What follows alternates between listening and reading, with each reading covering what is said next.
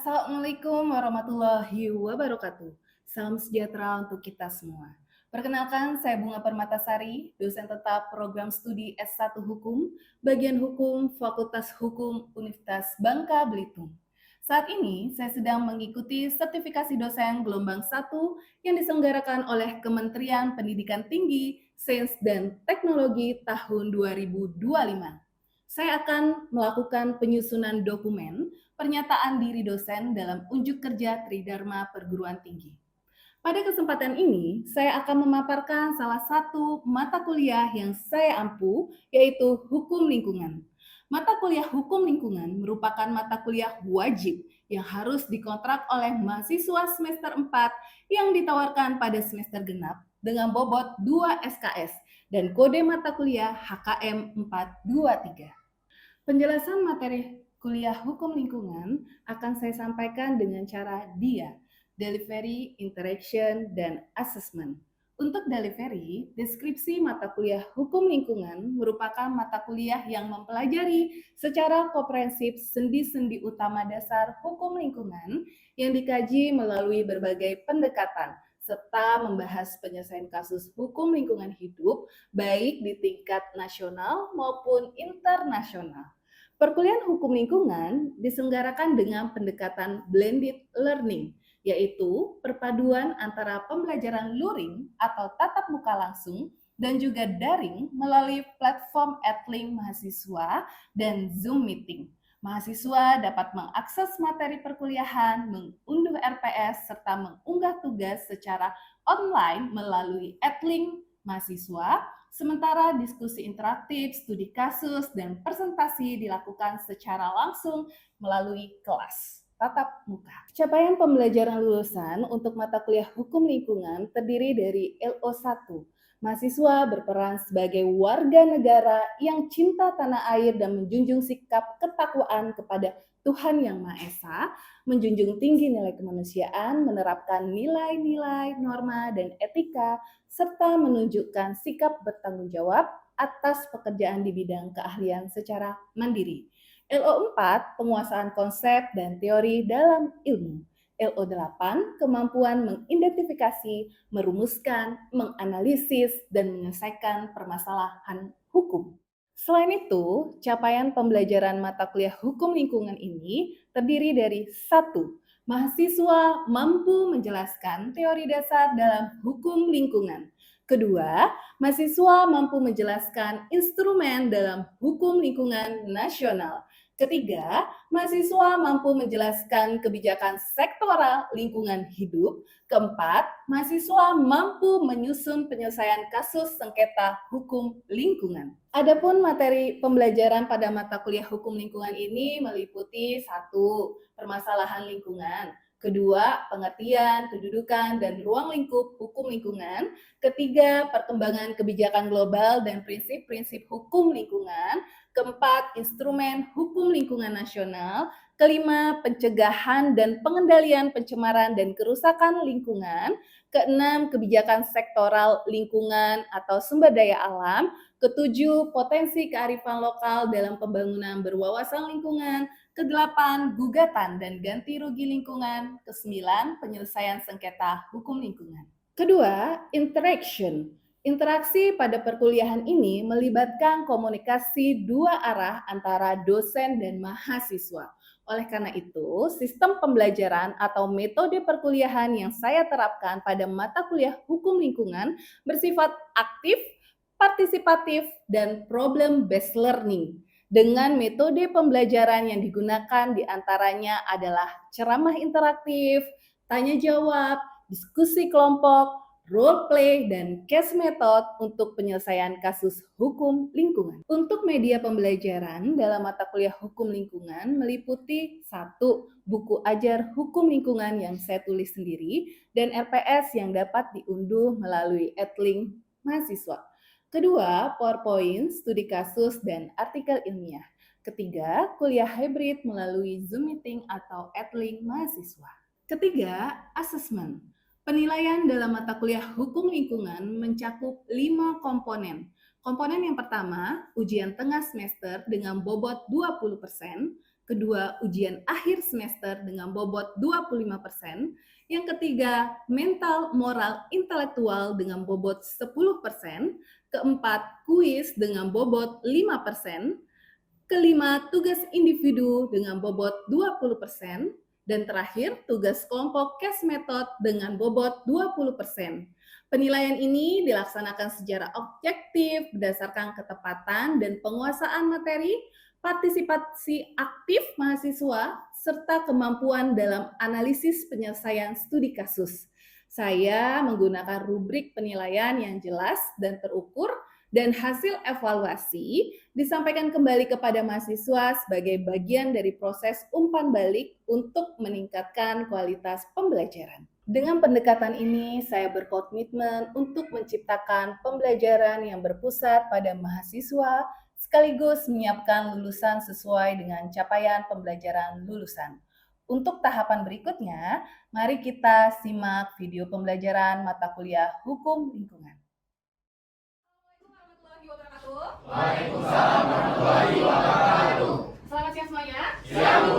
Oke, sudah kenyang? Sudah. Oke, alhamdulillah ya, karena kalau siang hari itu saya tahu teman-teman pasti ngantuk kalau mau belajar. Nah, makanya emang harus makan dulu biar teman-teman itu bersemangat menghadapi hari kita yang akan semakin sore. Nah, teman-teman, pada siang hari ini kita bertemu kembali untuk mata kuliah Hukum Lingkungan, dan pada pertemuan ketiga ini materi kita terkait dengan perkembangan kebijakan global dan prinsip-prinsip hukum lingkungan. Oke, capaian pembelajaran yang akan teman-teman dapatkan dengan mempelajari mata kuliah ini pada sesi ini, yaitu satu, teman-teman bisa menjelaskan perkembangan kebijakan global hukum lingkungan. Kemudian capaian pembelajaran yang kedua, teman-teman juga akan bisa menjelaskan bagaimana perkembangan soft law instrumen yang ada di dunia. Kemudian yang ketiga, teman-teman mampu menjelaskan prinsip-prinsip hukum lingkungan yang diintegrasikan ke dalam hukum di Indonesia. Nah, sebelum kita mulai, mari kita berdoa menurut kepercayaan masing-masing. Berdoa dimulai. Berdoa selesai.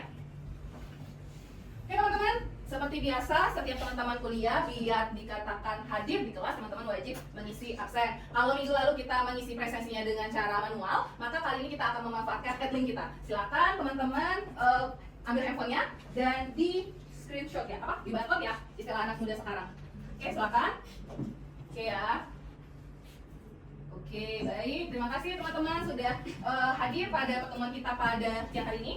Nah, sebelum kita ke sesi kita, saya pengen tahu sejauh mana teman-teman masih ingat dengan materi yang udah kita bahas sama-sama pada pertemuan pertama maupun juga pada pertemuan kedua. Oke, pada pertemuan pertama kita membahas tentang isu-isu kerusakan lingkungan hidup secara global, baik di negara maju maupun juga di negara berkembang. Nah, untuk di negara maju, siapa yang masih ingat? Ayo. Saya mungkin Bu. Boleh, silakan. Izin Bu, saya mencoba menjawab dari materi pertama tentang negara maju. Jadi di negara maju, isu kerusakan lingkungan itu umumnya berkaitan dengan polusi industri, emisi gas rumah kaca, dan limbah berbahaya akibat aktivitas ekonomi berteknologi tinggi. Nah, negara-negara seperti Amerika Serikat, Jerman, atau Jepang itu menghadapi tantangan dalam mengelola limbah elektronik. Nah, pencemaran udara akibat transportasi dan industri berat, serta degradasi ekosistem karena urbanisasi masif. Meskipun kerangka hukum lingkungan di negara maju umumnya telah mapan, Bu, tapi tantangan muncul dalam implementasi yang konsisten. Konflik kepentingan antara pelaku industri dan perlindungan lingkungan, serta pertanggungjawaban atas kerusakan lintas batas seperti perubahan iklim global. Itu yang saya tangkap, Bu. Oke, baik. Berarti kamu masih ingat ya materi pada saat sesi pertama. Nah, kalau untuk di negara berkembang seperti negara kita nih, Indonesia nih, apa permasalahan hukum lingkungan ini? Isunya yang diangkat apa nih? Ya pastinya enggak. Ya, silakan. Kalau kita melihat kembali materi yang sebelumnya, di negara berkembang itu sendiri biasanya kerusakan lingkungan itu lebih sering berkaitan dengan eksploitasi sumber daya alam. Khususnya eksploitasi yang tidak berlanjutan, Bu. Jadi dari kerusakan tersebut ada juga terkait deforestasi, kemudian pencemaran air akibat pertambangan, serta lemahnya penegakan hukum lingkungan itu sendiri, Bu. Kemudian kalau kita bahas Indonesia ya, Bu ya. Kemudian ada Brazil juga yang termasuk ke dalam negara berkembang. Biasanya negara berkembang itu kan lebih berfokus pada pembangunan ekonomi. Nah, dari pembangunan ekonomi itu sendiri seringkali mengorbankan perlindungan lingkungan. Tantangan utamanya kalau kita melihat kembali materi kemarin di negara berkembang itu fokusnya adalah lemahnya kapasitas kelembagaan, kemudian korupsi, kemudian rendahnya kesadaran hukum masyarakat itu sendiri, Bu. Oke, baik. Terima kasih ya atas jawabannya. Kita ke sesi pertemuan kedua. Saya pengen tahu nih sejauh mana teman-teman masih ingat apa pengertian hukum lingkungan menurut rekan-rekan ini. Oke, siapa nih yang mau? Oke, silakan. Hukum lingkungan apa, Mbak?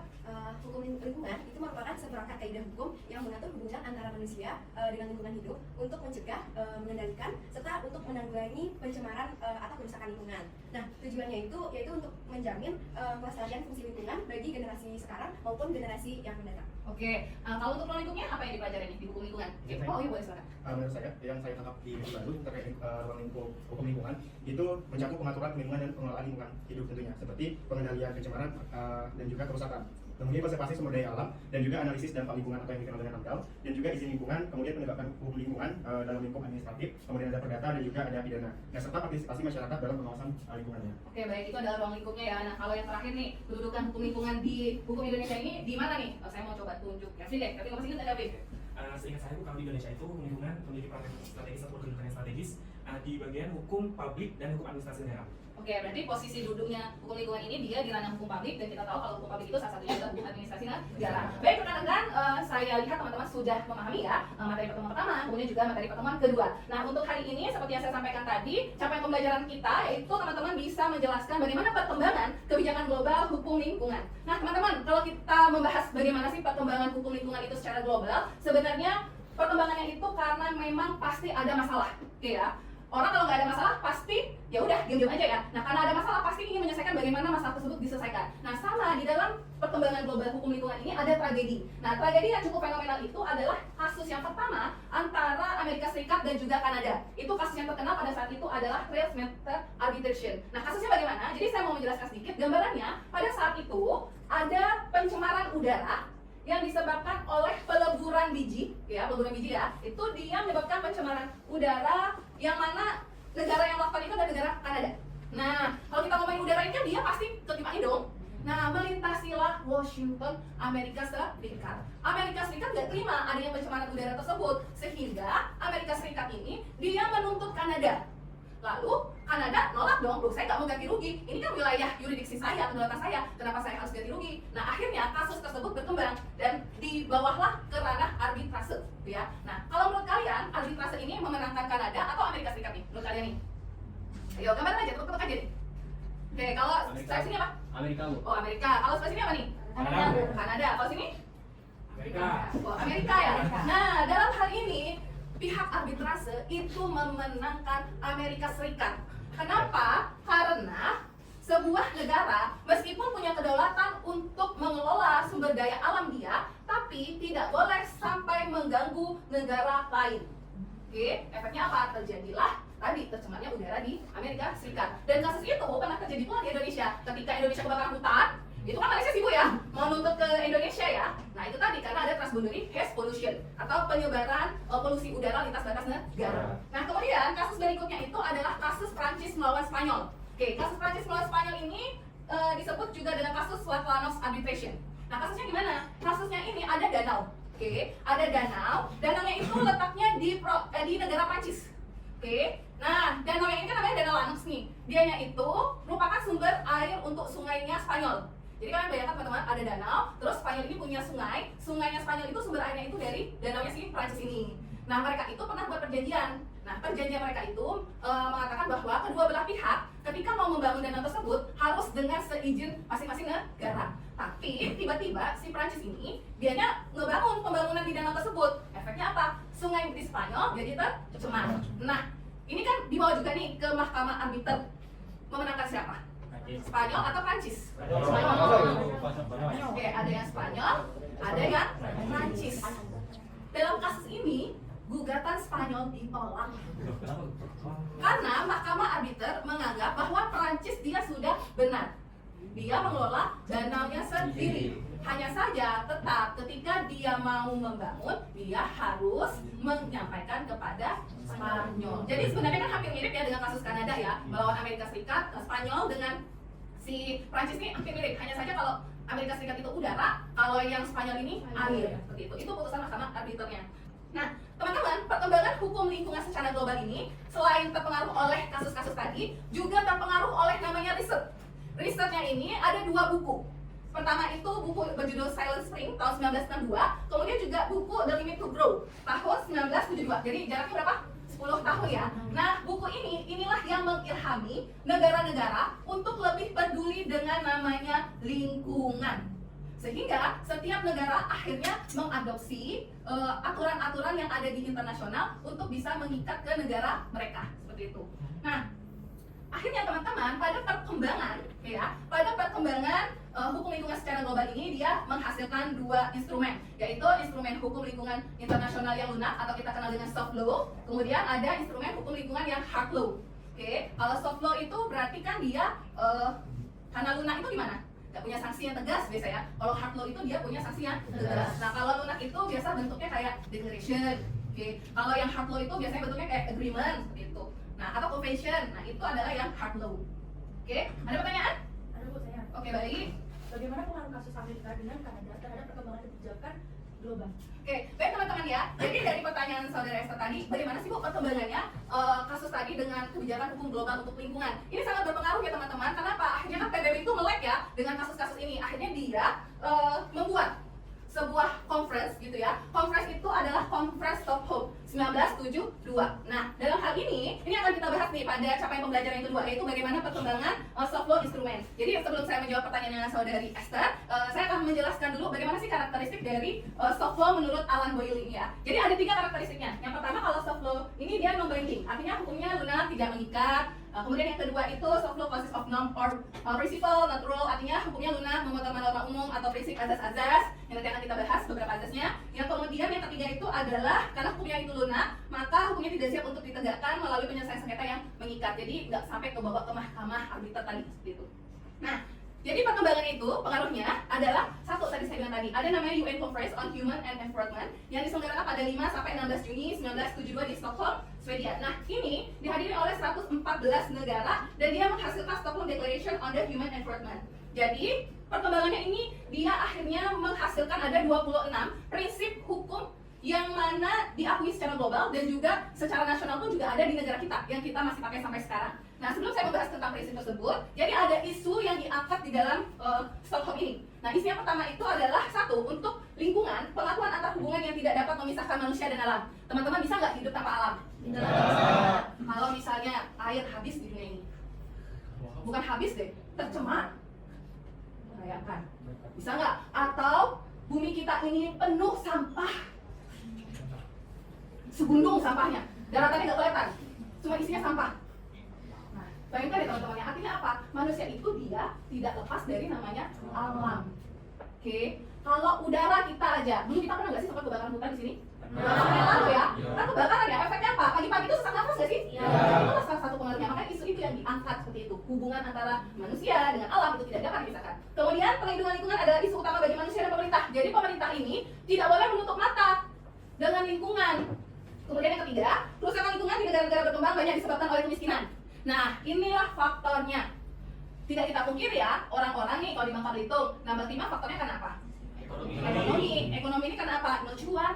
Gak ada uang. Orang nebang hutan, jual kayunya, tujuannya adalah untuk menutupi masalah ekonomi. Beda dengan di negara maju. Mereka nggak merusak lingkungan mereka, tapi negara mereka rusak akibat dari industri. Makanya yang dipikirkan itu beda dengan negara berkembang. Oke. Kemudian yang selanjutnya, isu yang diangkat adalah bertambahnya jumlah penduduk menjadi masalah. Oke.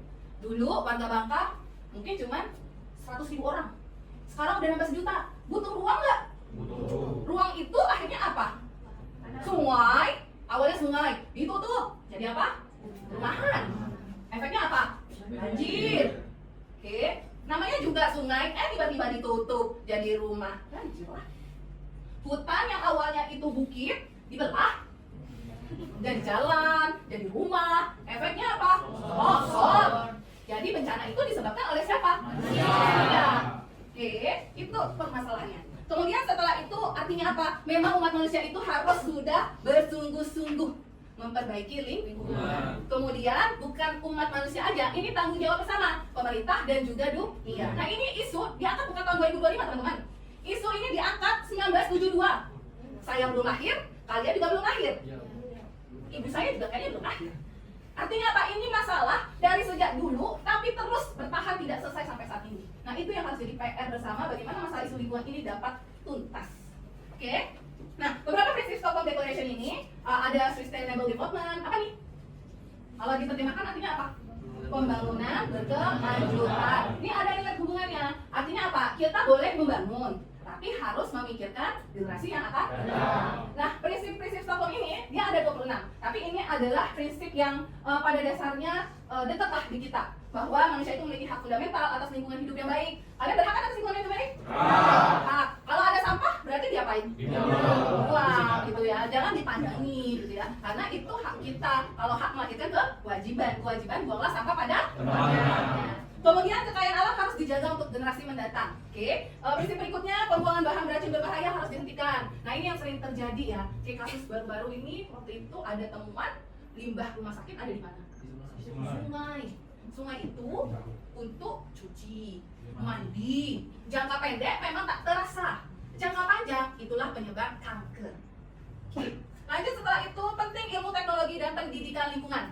Lanjut, the prevention of environmental harm. Maksudnya seperti apa? Artinya negara memang punya hak nih. Tadi kasus Amerika vs Kanada ya, Prancis vs Spanyol tadi. Negara memang punya hak untuk mengelola negaranya, tapi tidak boleh sampai mengganggu batas lintas negara lain. Kemudian tanggung jawab dan ganti rugi bagi korban pencemaran atau kerusakan lingkungan. Ini prinsipnya yang juga akan ada di dalam undang-undang kita juga yang kita bahas nanti. Nah, ini tugas individu ya teman-teman ya. Oke, ini tugas individu. Dan tugas pokoknya ada individu dulu. Seperti biasa kalau individu buatnya di mana? Buku tulis ya, buku tulis ya. Oke, di buku tulis kita tugasnya satu, kalian jelaskan apa yang dihasilkan pada 1982 World Charter for Nature, 1992 Rio Declaration, yang ketiga Johannes Declaration. Ini tugasnya ditulis tangan. Oke, minggu depan kita kumpul. Nah, ini capaian pembelajaran terakhir. Oke, capaian pembelajaran terakhir ini prinsip-prinsip hukum lingkungan yang diintegrasikan hukum Indonesia. Nah, jadi teman-teman, kenal nih siapa? Pernah ketemu nggak? Enggak, kemarin kan pernah ya beliau datang ke BB. Ada kan Prof. Jimli Asidiki, oke ya? Ada. Nah, beliau ini kan pakar hukum tata negara Indonesia. Nah, beliau mengatakan bahwa prinsip hukum lingkungan global itu dia diintegrasikan juga dalam Undang-Undang Dasar 1945. Nah, integrasinya ini di dalam pasal berapa?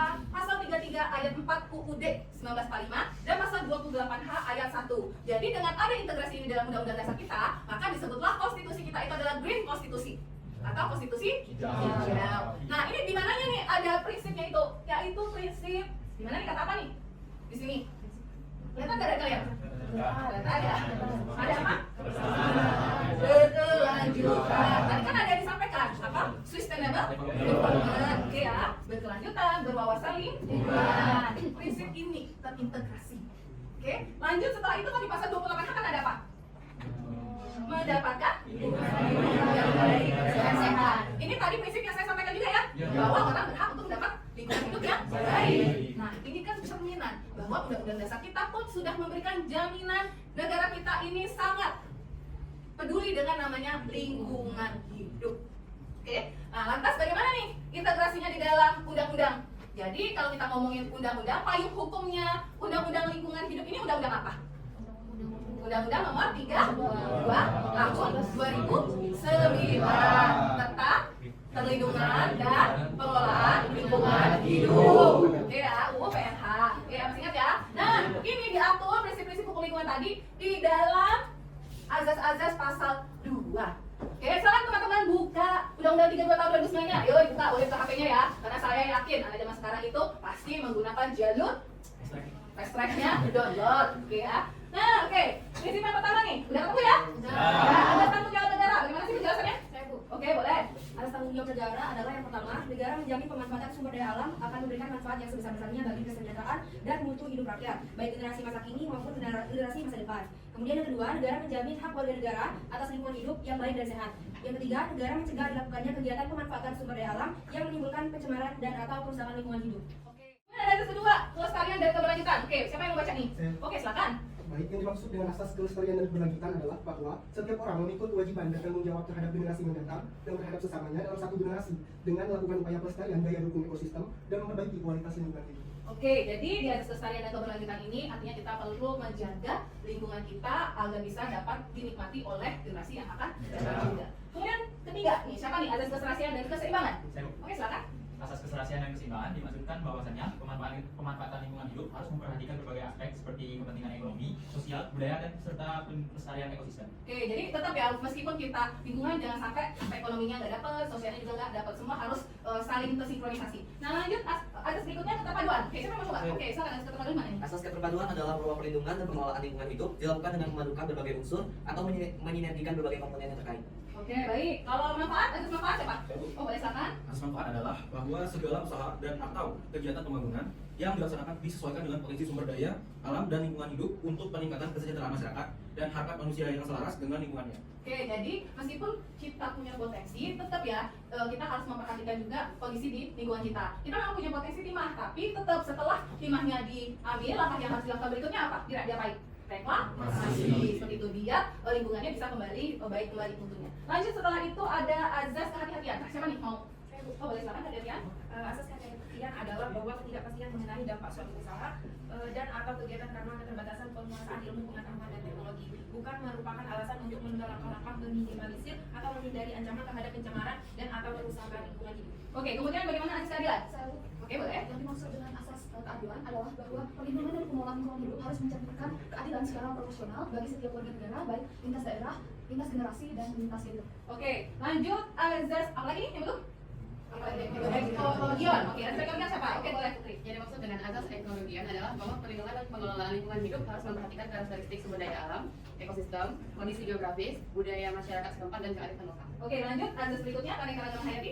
Boleh, silakan. Jadi maksud dengan asas keanekaragaman hayati adalah bahwa perlindungan dan pengelolaan lingkungan hidup harus memperhatikan upaya terpadu untuk mempertahankan keberadaan, keragaman, dan keberlanjutan sumber daya alam hayati yang terdiri atas sumber daya alam nabati dan sumber daya alam hewani yang bersama dengan unsur non hayati di sekitarnya secara keseluruhan membentuk ekosistem. Oke, kemudian azas selanjutnya pencemaran membayar. Ya, Bu. Oke, silakan. Asas pencemaran membayar adalah bahwa setiap penanggung jawab yang usaha dan atau kegiatannya menimbulkan pencemaran dan atau kerusakan lingkungan hidup wajib menanggung biaya pemulihan lingkungan. Oke, lanjut azas partisipatif. Boleh, silakan. Asas partisipatif adalah bahwa setiap anggota masyarakat didorong untuk berperan aktif dalam proses pengambilan keputusan dan pelaksanaan perlindungan dan pengelolaan lingkungan hidup, baik secara langsung maupun tidak langsung. Oke, azas kearifan lokal. Yang dimaksud dengan asas kearifan lokal adalah bahwa dalam perlindungan dan pengelolaan lingkungan hidup harus memperhatikan nilai-nilai luhur yang berlaku dalam tata kehidupan masyarakat. Lanjut tata kelola pemerintahan yang baik nih. Saya Oke, boleh. yang dimaksud dengan asas tata kelola pemerintahan yang baik yaitu bahwa perlindungan dan pengelolaan lingkungan hidup dijiwai oleh prinsip partisipasi, transparansi, akuntabilitas, efisiensi, dan keadilan. Oke, nah azas terakhir nih otonomi daerah. Siapa nih yang mau nih? Otonomi daerah ada? Azas otonomi daerah? Oke, kalau nggak ada saya tunjuk aja lah ya azas otonomi daerah ini ya. Oke, baik. Siapa nih? Yang belum ya, yang kosan deh, kosan. Otonomi daerah paling kosan. Baik, mungkin untuk asas otonomi daerah sendiri itu bahwa pemerintah dan pemerintah daerah mengatur dan mengurus sendiri urusan pemerintahan di bidang perlindungan dan pengelolaan lingkungan hidup dengan memperhatikan kekhususan dan keragaman daerah dalam bidang negara kesatuan Republik Indonesia. Oke, baik. Nah, azas-azas inilah yang dia bukan hanya ada di dalam Undang-Undang 32 tahun 2009, tapi juga ada di berbagai undang-undang yang dia mengatur tentang lingkungan. Contohnya seperti apa? Ada Undang-Undang Kehutanan, Undang-Undang Perkebunan, juga ada memuat azas-azas ini, dan beberapa undang-undang yang lainnya. Baik, teman-teman, untuk sesi pertemuan ketiga ini dicapai pembelajaran ketiga tentang prinsip-prinsip ini. Ada yang mau tanya nggak? Ya Bu, Oke, boleh. jadi bertanya Bu, bagaimana penerapan prinsip pencemar membayar dalam kasus hubungan di Indonesia? Oke, baik. Pertanyaan pertama ya, pertanyaan kedua, boleh silakan. Kalau misalnya hukum lingkungan dikaitkan dengan isu yang ada di Bangka Belitung, Bu, kasus timah yang mencapai 271 triliun, jika dikaitkan dengan hukum lingkungan itu bagaimana? Oke, baik. Nah, dua pertanyaan ini dia hampir mirip ya, jadi saya akan menjawabnya berdasarkan atas prinsip hukum lingkungan. Nah, untuk bagaimana sih contoh penerapan prinsip pencemaran membayar di kasus yang ada di Indonesia, ini sering digunakan ketika ada kasus kebakaran hutan. Oke, jadi ketika ada kasus kebakaran hutan, maka kan hutan kita kebakar dong ya. Maka pelaku pembakar hutan ini dia akan dikenakan prinsip pencemar membayar. Yang mencemari maka dia wajib apa? Ganti rugi. Berupa apa? Biaya pemulihan dan juga biaya ganti rugi. Nah, begitu juga dengan kasus timah.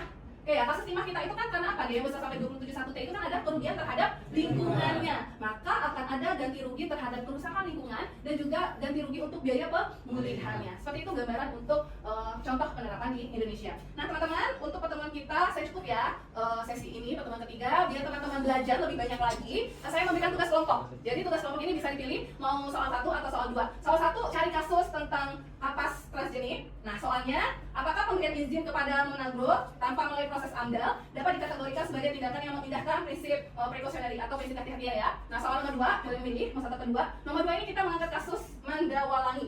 Nah, soalnya adalah apakah perhutani dimintai pertanggungjawaban berdasarkan azas kehati-hatian dalam pengelolaan kawasan mereka. Jadi silakan kalian bagi kelompok, satu kelompok 5 orang dan dikumpulkan di minggu depan dalam bentuk makalah. Demikian teman-teman, pertemuan kita. saya tutup sampai sini. Wassalamualaikum warahmatullahi wabarakatuh. Waalaikumsalam warahmatullahi wabarakatuh. Oke, sudah ya?